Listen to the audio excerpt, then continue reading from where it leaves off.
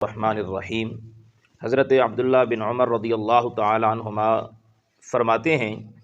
کہ رسول اکرم صلی اللہ علیہ وسلم کے پاس ایک شخص آیا اور اس نے نبی اکرم صلی اللہ علیہ وسلم کے قریب آ کے ڈکار لیا۔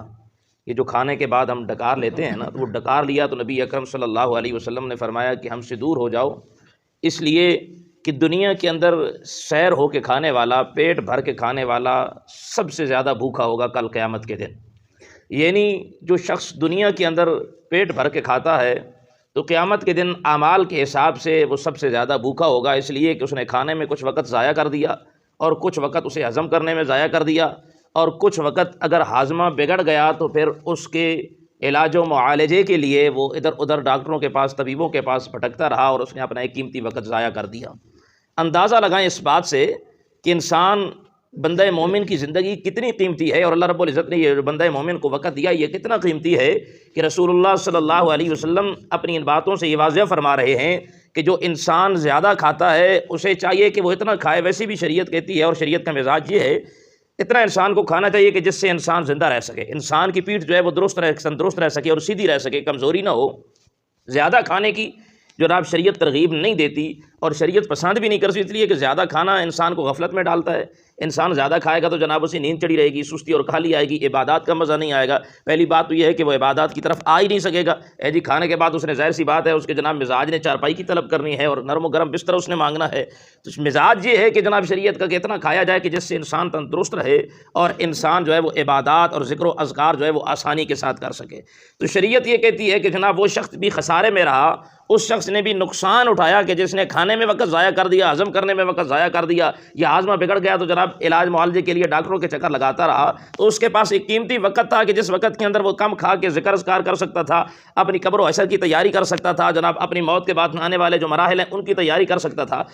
لیکن اس نے کیا کیا کہ یہ وقت ضائع کر دیا۔ اس لیے رسول اللہ صلی اللہ علیہ وسلم نے فرمایا کہ جو دنیا کے اندر زیادہ کھائے گا اور جناب زیادہ شکم سیر ہو کے کھائے گا اور پیٹ بھر کے کھائے گا تو قیامت کے دن وہ سب سے زیادہ کیا ہوگا جی، وہ انسان وہاں پہ بھوکا ہوگا اعمال کے حساب سے، اس کے پاس اعمال نہیں ہوں گے۔ اور اعمال، یہ دنیا جو ہے نا یہ دار الاعمال ہے، دار النتائج نہیں ہے۔ یہاں آپ جتنے مرضی نیکیاں کرتے رہے نا آپ کو کوئی صلہ ملنے والا نہیں ہے، اور نہ ہی بندہ مومن جو ہے وہ دنیا داروں سے صلہ کی امید رکھتا ہے۔ یہاں آپ نے کیے جانا ہے، بس نیکی کیے جانا ہے اور کیے جانا ہے، بس یہی بندہ مومن کی زندگی ہے۔ اور یہاں سے جب آپ کی یہ جو آنکھ بند ہوگی نا، اب جسے ہم کہتے ہیں کہ جناب مر گیا ہے فلاں شخص کا انتقال ہو گیا ہے، سیدنا علی المرتضیٰ کرم اللہ وجہ الکریم، بڑے لوگوں کی بڑی باتیں ہیں جی۔ آپ یوں یہ جو اب ہم جی رہے ہیں نا، آپ فرماتے ہیں یہ ساری دنیا مری ہوئی ہے، جسے ہم جینا کہہ رہے ہیں مولا کائنات فرماتے ہیں کہ یہ مرے ہوئی ہیں۔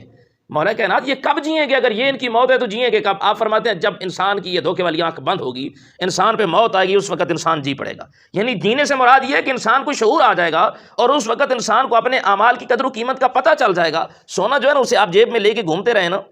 شاید اس کی قیمت کا آپ کو اندازہ نہ ہو، لیکن جس وقت وہ سونا اور وہ زیورات آپ کے سونار کے اس ترازو پہ آتے ہیں نا، پھر بالکل جناب وہ آپ کو ذرا ذرا بتا دیتا ہے اور جناب اس کی ساری قدر و قیمت آپ کے سامنے آ جاتی ہے کہ میرا سونا کتنا قیمتی تھا۔ آپ کی جیب میں تھا، آپ کو اندازہ نہیں تھا، یہ تو تھا کہ قیمتی ہوگا، لیکن یہ نہیں پتا تھا کہ اتنا قیمتی ہوگا، اس کے اتنے پیسے بنیں گے اور جناب اس کے اتنے دام لگیں گے۔ لیکن جب وہ سونار کے جا کے ترازو پہ ٹکتا ہے پھر جناب مالک کو پتہ چلتا ہے کہ میرے پاس تو جو چیز تھی وہ کتنی قیمتی تھی۔ تو میرے دوستو یہ دنیا دار الاعمال ہے، یہاں ہم نے عمل کرنے ہیں، یہاں نتیجہ نہیں ہے۔ جب ہم نے مر جانا ہے اور مرنے کے بعد ہمارا انتقال ہونا ہے، اس دنیا سے ہم نے دار فنا سے دار بقا کی طرف ہمارا منتقل ہونا ہے اور ہم نے کوچ کرنا ہے، تو وہاں دار النتیجہ ہوگا، وہاں دار النتائج ہے وہ جگہ، وہاں ہمارا نتیجہ ہوگا، وہاں اعمال نہیں ہوں گے جی۔ تو لہٰذا ہم نے یہاں اعمال کرنے ہیں تبھی تو جا کے ہمارا نتیجہ اچھا ہوگا۔ نبی اکرم صلی اللہ علیہ وسلم نے فرمایا کہ قیامت کے دن بندہ مومن کے یہ جو دو قدم ہے نا یہ آگے پیچھے نہیں ہو سکیں گے اس وقت تک کہ جب تک اللہ رب العزت کی ذات اس بندے سے سن بلوغت سے لے کر، یعنی جب یہ بندہ بالغ ہوا، سن بلوغت کو پہنچا، اب شریعت کا یہ مکلف ہو گیا۔ اس سے پہلے شریعت کا مکلف نہیں تھا، نابالغ تھا، شریعت کے احکام اس کی طرف متوجہ نہیں تھے۔ اب چونکہ یہ سن بلوغت کو پہنچ گیا، بالغ ہو گیا، تو اس کے بعد سے لے کر موت کی اس آخری اس ہچکی تک اس بندہ مومن نے جو کچھ کیا، انسان کا مال ہے، انسان کی جناب عمر ہے، جوانی، بڑھاپا، بچپن، اس میں ساری چیزیں شامل ہو جاتی ہیں۔ انسان کا مال ہے اور پھر انسان کی جناب یہ سارے معاملات ہیں، ہر چیز کے متعلق انسان سے پوچھا جائے گا۔ ذرا ذرا سی چیزوں کے متعلق انسان، جوانی کہاں گزاری بھائی، تیرا بڑھاپا کہاں گزرا بھائی، جی تیرا جناب بچپن کہاں گزرا بھائی، اور جناب تو نے جو مال کمایا تھا وہ مال کہاں سے آیا تھا اور کہاں لگا ہے جی ذرا ذرا۔ یہ بندہ یوں نہ سمجھے کہ جناب انسان ایک بے لگام سا ہے، اسے جناب چھوڑ دیا گیا ہے کہ بھائی کھا پی، تجھ سے کوئی پوچھ نہیں ہے۔ بالکل ذرا ذرا قیامت کے دن انسان سے پوچھو نہیں ہے، اور وہاں جا کے پھر انسان کو قدر و قیمت آنی ہے اپنے سجدے کی۔ اس لیے تو قلندر لاہوری نے کہا نا، وہ ایک سجدہ جسے تو گراں سمجھتا ہے 1000 سجدوں سے دیتا ہے بندے کو نجات. ایک سجدہ کے جیسے انسان مشکل سمجھتا ہے، لیکن انسان یہ نہیں سمجھتا کہ بندہ وہ ایک سجدہ رب کے سامنے کر لے. پھر سجدے سے مراد جھکنا ہوتا ہے، پھر ساری کائنات سے سارے کائنات کے دروں سے رب العالمین انسان کو جھکنے سے بچا لیتا ہے. جی تو کیا ہے کہ جناب قیامت کے دن ذرا ذرا انسان سے پوچھ لیے. اس لیے تو حضرت لقمان علیہ السلام 21واں پارہ ہے،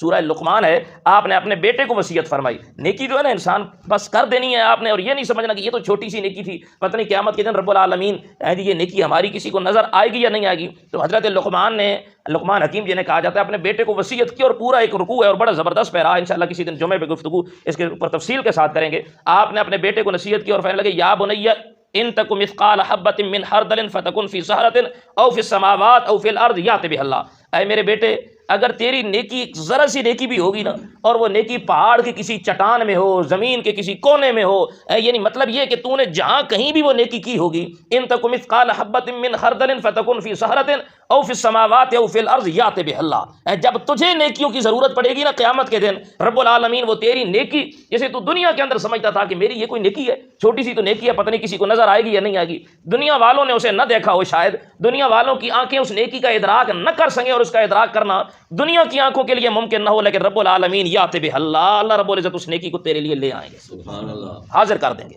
اور وہاں پہ انسان کو پھر اپنی نیکیوں کا بھی جناب قدر و قیمت معلوم ہوگی، اور انسان کہے گا کاش میں نے کھایا بھی نہ ہوتا، میں جناب یہ اتنی لمبی لمبی راتیں سویا بھی نہ ہوتا، اور جناب میں نے دنیا کی جناب یہ محفلیں اور یہ رونقیں کی بھی جناب اٹینڈ نہ کی ہوتی، بس سجدہ ہی سجدہ ہوتا اور میری پیشانی ہوتی، رب العالمین کا دربار ہوتا اور یہ زمین ہوتی اور میری نیاز جبیں جناب سجدے کے اوپر ٹکی رہتی. اور آپ کو پتہ ہے رب العالمین نے انسان کا چہرہ اپنے دست قدرت سے خود جناب رب العالمین نے تخلیق فرمایا. اس لیے علماء فرماتے ہیں نا 3 چیزیں اگر آپ کو کوئی انعام مثال کے طور پہ تحفے میں دے نا، انکار نہیں کرنا چاہیے، فوراً لے لینی چاہیے. ان میں سے ایک دودھ ہے، اگر کوئی دودھ آپ کو پینے کے لیے دیتا ہے تو آپ کو انکار نہیں کرنا چاہیے بلکہ فوراً لے لینا چاہیے. دوسرا خوشبو ہے، خوشبو کا تحفہ اگر آپ کو کوئی دیتا ہے وہ بھی لے لینا چاہیے. اور تیسرا ہے تقیہ، سراہنا ہے. وہ تو یہی پوچھا گیا علماء سے کہ بھائی یہ 2 چیزیں تو چلیں سمجھ آگے، نبی علیہ الصلوۃ والسلام کی سنت ہے، یہ تیسری چیز جناب یہ سراہنا اور یہ تقیہ ہے تو اس کا جواب یہی دیا گیا کہ چونکہ رب العالمین نے انسان کا جو سر ہے اسے خود اپنے دست قدرت سے تخلیق فرمایا ہے، تو تقیہ اور سراہنا دینے والا چونکہ اس کی تعظیم کے لیے دے رہا ہے کہ رب العالمین نے اسے خود تخلیق فرمایا ہے، تو لہٰذا آپ اس سر کو رب العالمین کی اس پیاری تخلیق کو اس کے اوپر رکھیں. تو فرمایا یہ ایک نیکی کا کام ہے تو فوراً اسے لے لینا چاہیے. تو دعا ہے رب العالمین